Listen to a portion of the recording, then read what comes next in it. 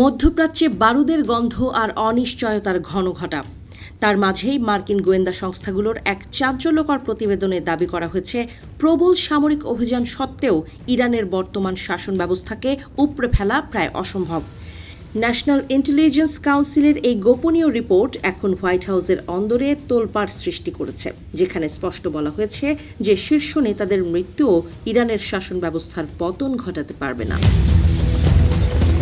মার্কিন president Donald Trump যখন ইরানকে মধ্যপ্রাচ্যের পরাজিত শক্তি হিসেবে ঘোষণা করে চূড়ান্ত আঘাতের হুঁশিয়ারি দিচ্ছেন, ঠিক তখনই এমন তথ্য সামনে এলো। গোয়েন্দারা বলছেন, ইরানের শাসন কাঠামো এমনভাবে তৈরি করা হয়েছে যে কেউ নিহত হলেও বিকল্প নেতৃত্ব মুহূর্তেই দায়িত্ব বুঝে নেবে। ফলে ওয়াশিংটন যে নেতৃত্ব শূন্য করার পরিকল্পনা করছে তা বাস্তবায়ন করা কার্যত এক দুঃসাধ্য চ্যালেঞ্জ হয়ে দাঁড়িয়েছে। এদিকে অপারেশন এপিক ফিউরির লক্ষ্য নিয়ে সরগরম বিশ্ব রাজনীতি। হোয়াইট হাউস স্পষ্ট জানিয়েছে, তাদের মূল লক্ষ্য হল ইরানের ব্যালিস্টিক মিসাইল সক্ষমতা গুঁড়িয়ে দেয়া, সেই সঙ্গে ইরানি বাহিনীকে চিরতরে পঙ্গু করে দেয়া। মুখপাত্র আনা কেলের দাবি, ইরান এখন ইতিহাসের সবচেয়ে কঠিন চাপের মুখে রয়েছে, তাদের কোমর ভেঙে দেয়া হচ্ছে। কিন্তু মাঠের বাস্তবতা বলছে ভিন্ন কথা, যেখানে বিচ্ছিন্ন বিদ্রোহী গোষ্ঠীগুলো ক্ষমতা দখলের ধারে কাছেও নেই।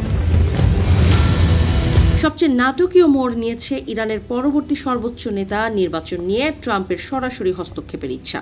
ভেনেজুয়েলার কায়দায় ইরানেও নিজের পছন্দের নেতা বসাতে চান ট্রাম্প।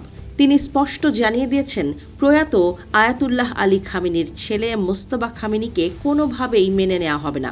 ট্রাম্পের মতে, খামেনির আদর্শের কেউ ক্ষমতায় থাকা মানেই কয়েক বছর পর আবারও যুদ্ধের মুখোমুখি হওয়া। এটা তিনি হতে দিতে চান না। ট্রাম্পের এই আধিপত্যকামী মন্তব্যের পর তেহরান থেকে ধেয়ে এসেছে তীব্র প্রতিক্রিয়ার বাণ। ইরানের পার্লামেন্ট স্পিকার মোহাম্মদ বাঘের গালিবাফ অত্যন্ত কঠোর ভাষায় ট্রাম্পের প্রস্তাব প্রত্যাখ্যান করেছেন। সামাজিক যোগাযোগ মাধ্যমে তিনি সাফ জানিয়ে দিয়েছেন, ইরানের ভাগ্য নির্ধারণ করবে কেবল দেশটির গর্বিত জনতা। ট্রাম্পকে আক্রমণ করে তিনি বলেন, কোনো বিদেশি শক্তির বা বিতর্কিত মহলের রক্তচক্ষু ইরানের নেতৃত্ব ঠিক করে দেওয়ার অধিকার রাখে না। যুদ্ধক্ষেত্রেও পরিস্থিতি ক্রমেই নিয়ন্ত্রণের বাইরে চলে যাচ্ছে।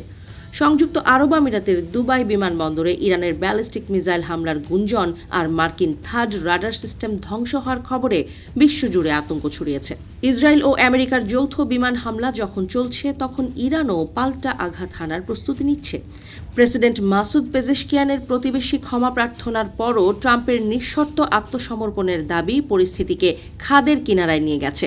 অন্যদিকে ভারতের পররাষ্ট্রমন্ত্রী এস জয়শঙ্করের মন্তব্য এবং রাশিয়ার তেল নিয়ে ট্রাম্পের সহযোগীদের হুঁশিয়ারি এই সংকটে নতুন মাত্রা যোগ করেছে। দক্ষিণ এশিয়ার রাজনীতিতেও এর প্রভাব পড়ছে স্পষ্ট। যুদ্ধের এই ভয়াবহ দাবানলের মাঝে সাধারণ মানুষের মনে এখন একটাই প্রশ্ন, ট্রাম্প কি সত্যিই ইরানের অভ্যন্তরীণ রাজনীতি নিয়ন্ত্রণ করতে পারবেন, নাকি গোয়েন্দা প্রতিবেদনের আশঙ্কাই সত্যি হতে চলেছে?